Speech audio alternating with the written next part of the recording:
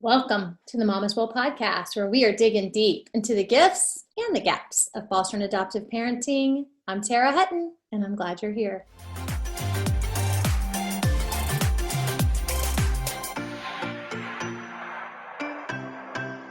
Mama's Well. Yes, she is. Hey, good morning. When I say that tagline, it's so true. We are digging deep into gifts and gaps of foster and adoptive parenting, but we are digging deep into the gifts and the gaps of life, parenting any kiddo, and parenting ourselves, being in relationships with other adults. There are gifts and gaps that we are constantly navigating through. And so anyway, if this is your first time here, welcome to a podcast on, yes, it is on parenting, because that's super important to me and to this community, but so much more. There's so much more. And today I want to talk about something that I woke up like with some clarity and some thoughts that I was able to get down on paper, and I want to share them with you. And a lot of it was prompted because this week we started the first ever Mama's Well Read and Connect.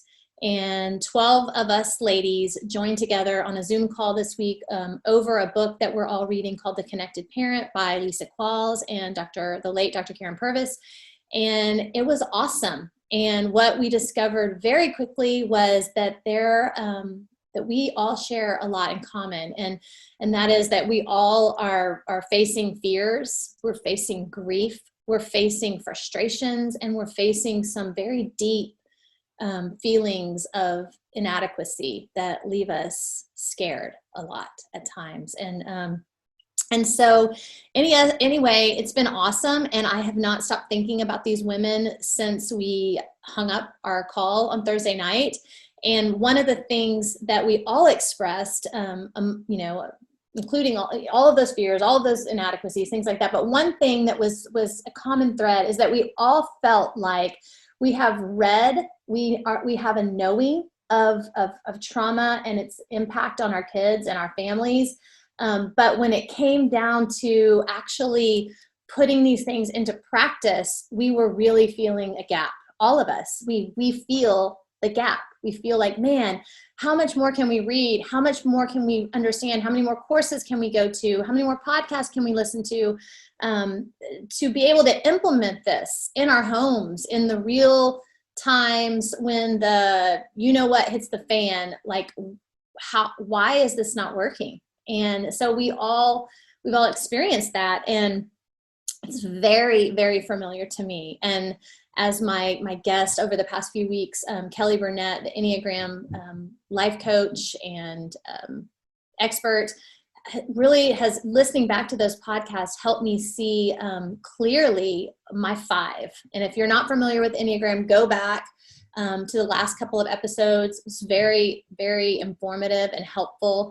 And so, you know what I'm recognizing I am a 4, I think, as Kelly would say, a transforming 4, but I can wing to the 5. And for me, what that looks like, and I jotted it down this morning in my journal, but it means that for me, this is just a piece of that 5, but I tend to seek knowledge in order to feel safe, as if somehow that knowledge, if I could just learn enough, if I could just understand enough, whether that's myself or trauma or other things that I'm afraid of, like disease and cancer, if I could just know enough that I could somehow avoid the pain, avoid the loss that it's caused in my life, avoid the just all of it, just completely avoid it, right? If I could just know enough. And whether that, like I said, knowing about cancer, knowing about our body, knowing about our immune system, knowing about trauma, knowing about parenting. And you know what? There's not any shame in that, because that's seeking, that learning,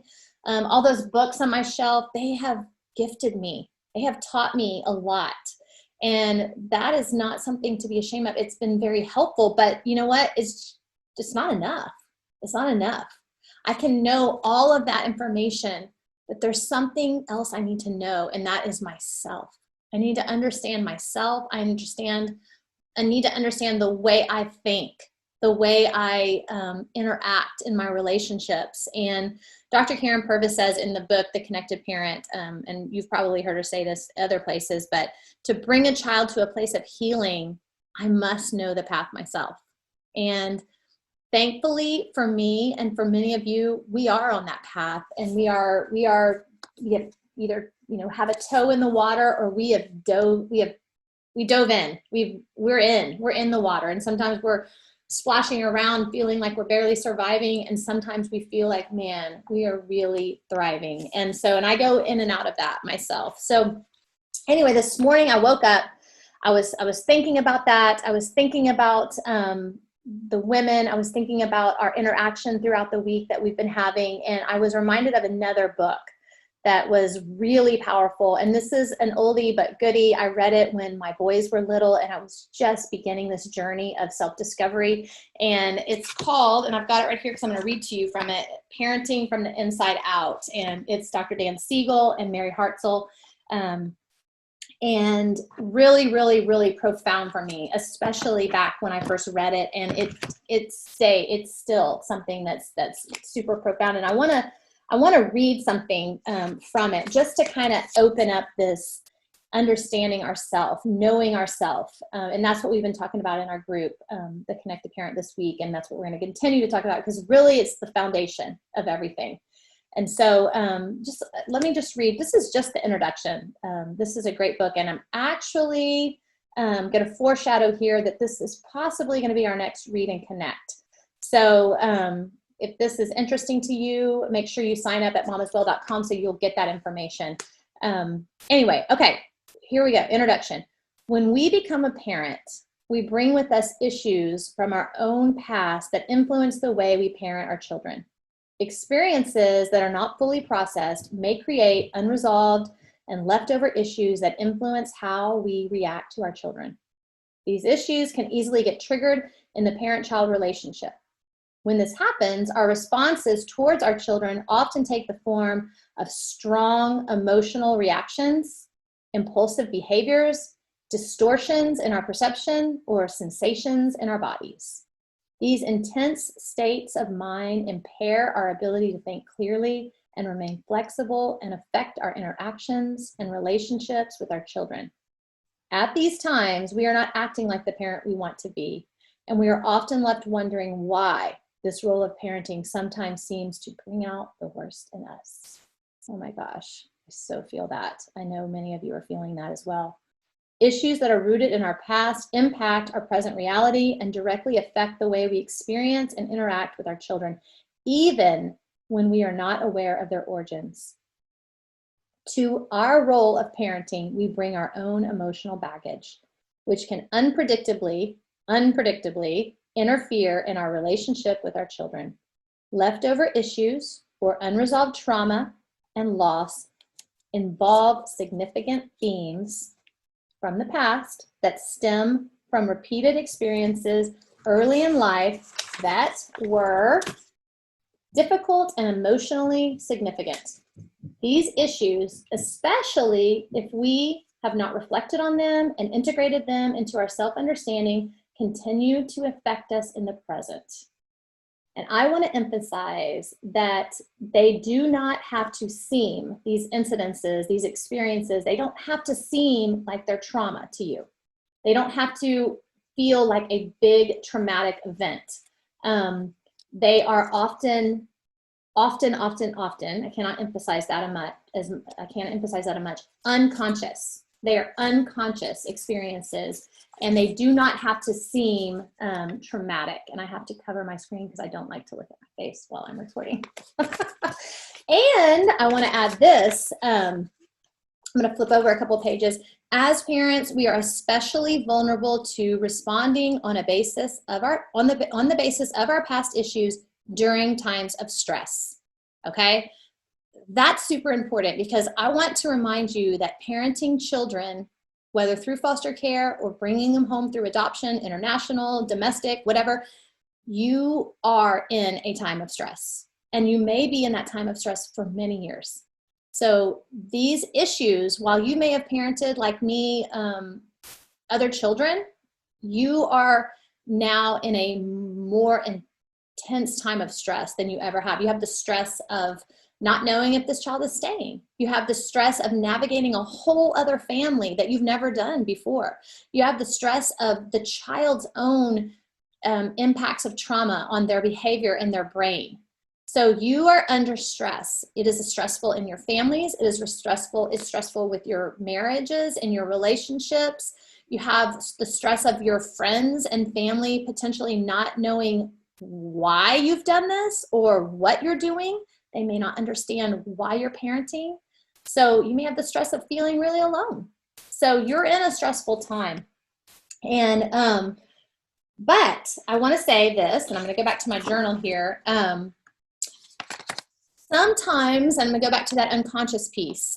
So you are under stress. You are going to be impacted by this even more. And you may feel like, why is all this showing up for me now? Maybe it's always shown up, but maybe it's just really loud. And so I want to say, often we don't know. We can't point back to an event.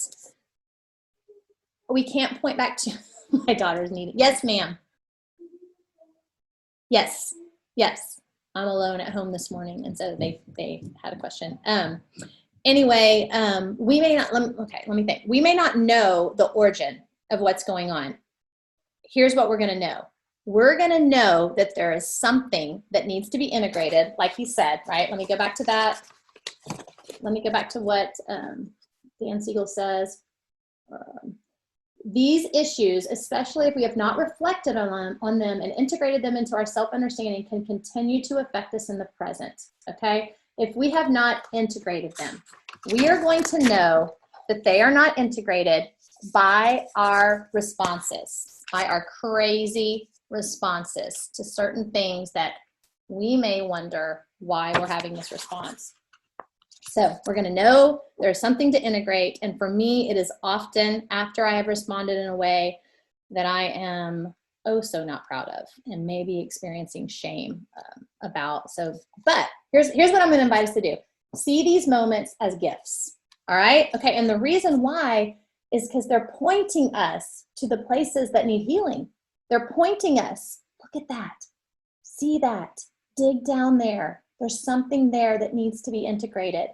And that is really powerful when we can see it from that way, because then we can potentially let go of some of the shame that we're feeling about our responses and actually do something productive to heal them. So I'm going to be really vulnerable here. I'm going to do what I asked my group to do this week, and that is to take, just like they say in that movie, I love that movie, We Bought a Zoo. And the dad says, if you can just, and I'm not quoting it exactly, but you could just find 20 seconds of insane courage, just 20 seconds. I promise you something good will come of it. So I'm going to take more than 20 seconds, but I've found some insane courage this morning. And that's why I wanted to record right now, because I feel like I want to share this morning. Even though I got girls coming and asking me for things. If that happens again, we're just going to keep moving through.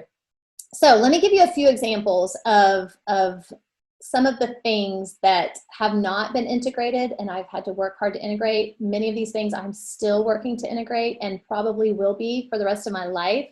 Some of these things are maybe, easy to see as traumatic. Some seem relatively innocent and could potentially be insignificant.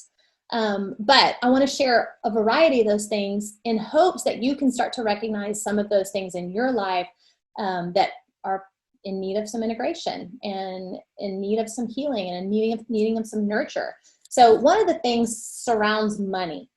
Money in our marriage, we've almost been married 30 years, I think 29 years, maybe this year.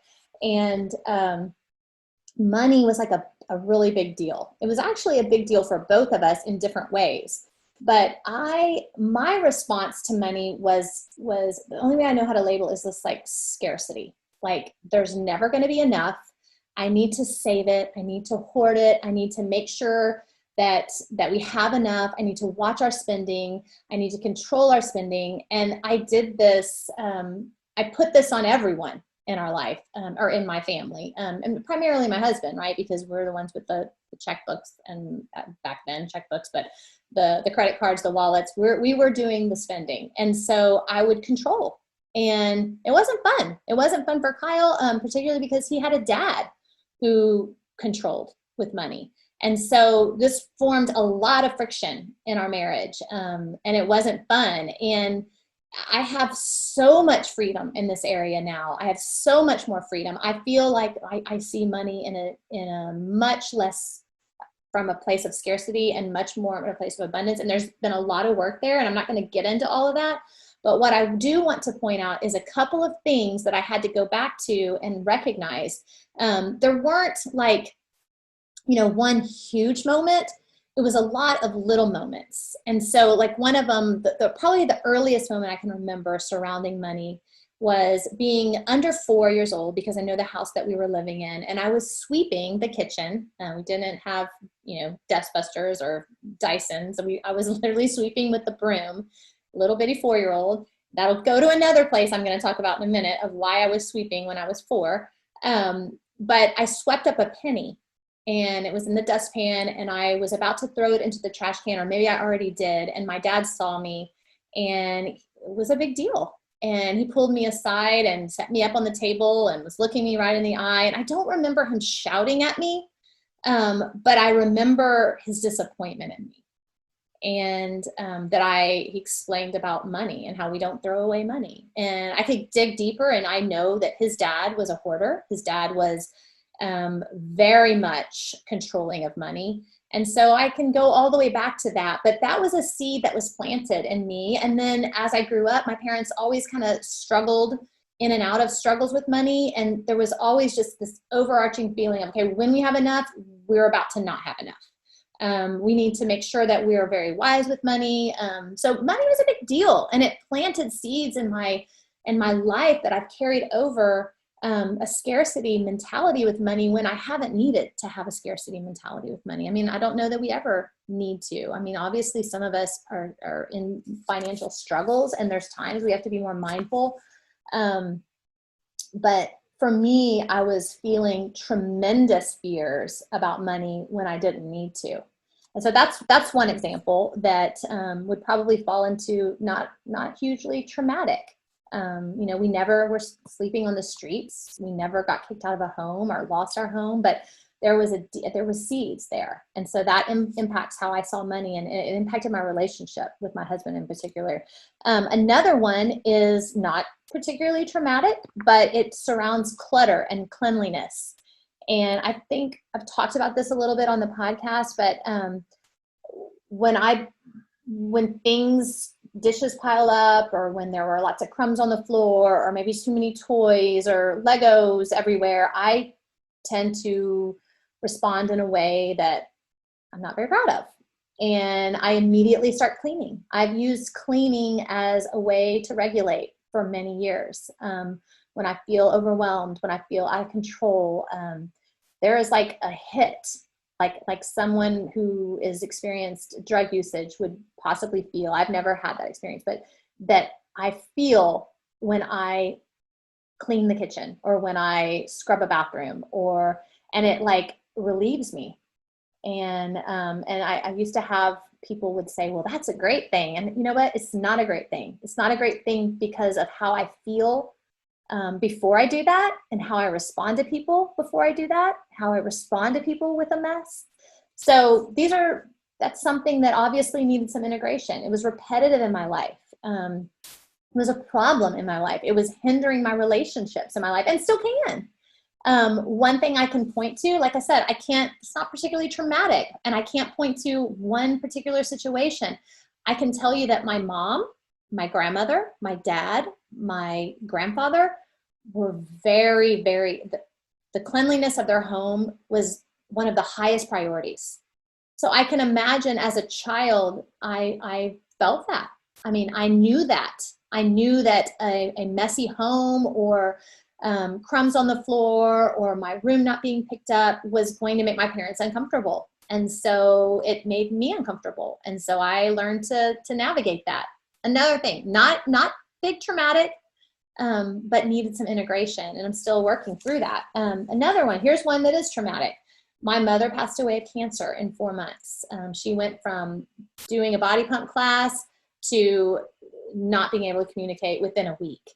And then, 4 months later, she was dead. So there was a lot of going on. That is the time of my life that I felt completely powerless. Like I had absolutely no control over my life, and I was grasping at control. And where I grasped knowledge, I started digging into holistic treatments and the body's immune system, and how in the world was I going to save my mom's life? And if I couldn't save my mom's life, to save the rest of my family. Like, how am I going to do it? And I'm willing to do whatever it takes. And while all that information that I gained is super powerful, and I'm thankful, and I've integrated so much of it into our lives, like we have a healthy lifestyle. I have also used it to control, to manipulate other people in my life, particularly my children. I feel tremendous anxiety when they eat too much sugar. And I act from a way of that tremendous anxiety. It's caused shame in my children. They hide eating from me sometimes, what they want to eat.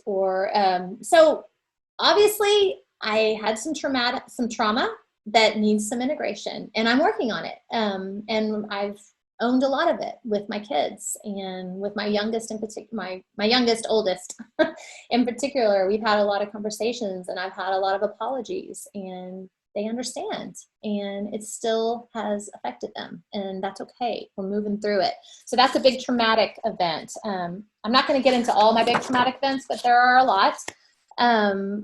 Another one, just, because when my husband travels, I'm going to try to shorten these up. I may be going in too long, but I just want you, I'm telling you all of these things because I want to invite you to start thinking about what are these events that happened in your life, whether big, small, one time, multiple times, whatever, over your life. There are things that have shaped you and that are shaping how you parent and how you see your kids. But my husband traveled a lot and still does sometimes. And sometimes when he's gone, I would experience feelings of abandonment. Like, why haven't I heard from him? Or, I'm not holding his attention, was a feeling that I would have, because he's a musician. So he's a singer-songwriter. So sometimes he's away at music festivals. Every year he goes to one. And that's a really triggering event for me because he's very busy during that time. And I know there's a lot of things there that captivate him. And so I can begin to wonder, do I captivate him? And when I do that, what it looks like is I begin this whole pushing him away to protect myself. Does that sound familiar of any of your children? Trauma response. When we get fear, we push away. We protect ourselves. And so that's obviously not healthy for our marriage. And we've had to do some digging there. I've had to do some digging. What is it? It's not Kyle that I'm afraid of. That's from my past. That's from my dad. That's from me not feeling like I could captivate him. And so obviously that's created some issues. There's some sexual issues. There was some trauma, sexual trauma for me in my teen years. And that's carried over into my relationship with my husband, causing us to struggle with intimacy at times in our life. And that's taken a lot of digging. Sexual intimacy and sexual trauma are difficult to process because so much of it is unconscious. And so I really didn't put those pieces together until probably 5 years ago, that was what was impacting, or part of what was impacting some issues that we were having. So that's a biggie. That's a big one. And we can definitely see how that was traumatic. Let's see, what else do I got? Okay, here's another one that this does not necessarily feel traumatic, but fighting with when my children fight, when my children have sibling issues, okay? And honestly, it's taken raising the 2 girls that we have now for me to really see this connection. I knew that when my boys would fight and argue, it bothered me and it triggered me, but I still didn't understand that it was connected to my past. But in my girls, they've helped me see it's it's more clear with them because they have come into our family in a different way. Well, I came into my family in a different way. My mom, when I was 7, had another baby that his father was the father that was currently raising me and had been for the past 5 years. So I am recognizing now through the gift of my daughters that there was a belonging place there that I was struggling to find. There was jealousy that I was struggling with because all of a sudden I had this man's attention, and now his attention was turned, rightly so, to this newborn baby. And so immediately I began to feel jealousy unconsciously, and I began acting from that place. And what was happening, and this is something that I think is very, very common with children from divorce, children from adoption and foster care. But I was unconsciously rejecting the little Tara who was fighting to find her place, fighting to find that belonging. And the reason was because, when I would experience that jealousy and act from that place, my mom would say things to me unknowingly, but that's ridiculous. That's ridiculous. He's just a little boy. He's 7 years younger than you. You're being too sensitive. Those kinds of things, which are super easy to come out of our mouths as parents when our kids are fighting. But I began to see myself as bad for having those needs, for wanting to experience what I felt was being as special as he is, or he was, and so I began to reject that piece of me that was fighting for her belonging and fighting for her specialness and fighting for her voice, fighting to be seen, fighting to be noticed. And so thankfully, and also very painfully, my daughters show me that. And when it first shows up, the same things that I felt so wounded by from my mother will come out of my mouth, come into my head, rise up in my body, those same things. And so, through this process, I've been able to integrate them. Through the help of my therapist, I've been able to integrate them and see that it's not about my daughters. Again, this is about me. This is about me and some places that are wounded and hurt and rejected that I need to integrate. So these are just a few examples, and thank you for indulging me as I put these out into the world. But I hope that they're going to get you to thinking. Unfortunately, unconscious things take a lifetime sometimes to unpack. And so settle in, create your support system, know that you're not alone and that it's a worthy journey. It may require a new set of tools. It has for me. My old toolbox says, this is an outside problem, right? Jump outside, fix whatever it is, shift, change, control whatever it is that is making me feel so unsettled on the inside. Fix those crumbs on the floor, get to cleaning, stop the screaming, stop the eating, stop the terrible eating, control the diets, all of those things. I've made it an outside job, but it's an inside job because I can't control anything outside of me. So this is an inside job. New tools, okay? They look like stopping, looking outside and looking inside, as my sweet therapist continually reminds me. Look inside, put an eye on the inside. Where do I feel that in my body? Breathe into it, breathe into it, breathe into it. And then when I can calm enough, I can do some processing later. I can pick up my journal, I can write, I can talk to a friend, I can do a lot of things when I am calm and when I'm realizing where the turmoil is coming from. And it's coming from inside, it's coming from stories that I've created from my past. Very real stories and very, very much stories that need attention. And so looking inside, noticing where the response is, using my breath to calm, creating some tools to do that. Yoga has been great for me. Simple daily breathing practices that I've been learning and using. Good friends, therapists, support systems.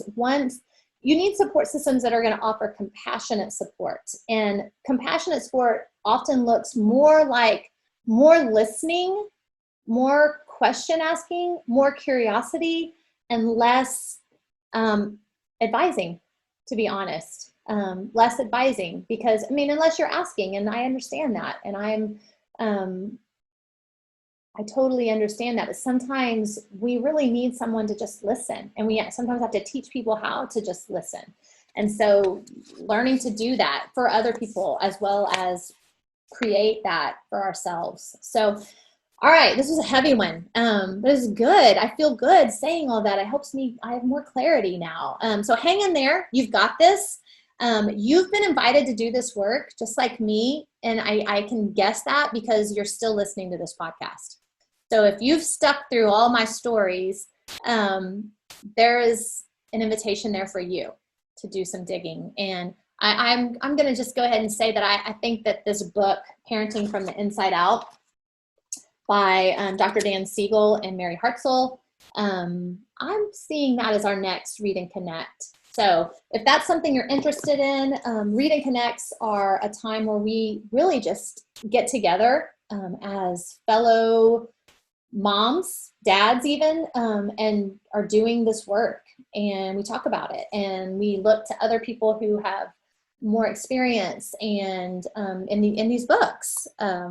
It's powerful information. And yes, knowledge helps us a lot, but being in community where we can look and get to know ourselves better with the help of support is powerful. So if that's something you're interested in, make sure that you sign up to receive my weekly newsletter. Really just an email about the upcoming podcast, what's going on at momaswell.com.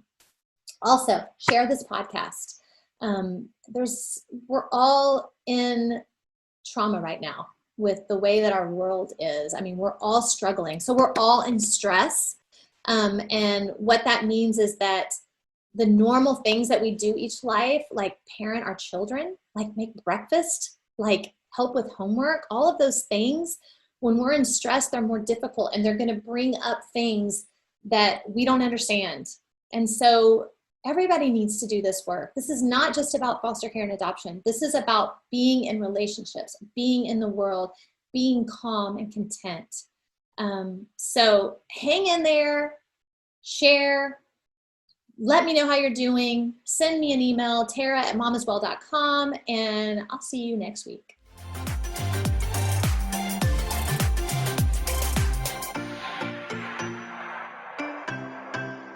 Mama's well. Yes, she is.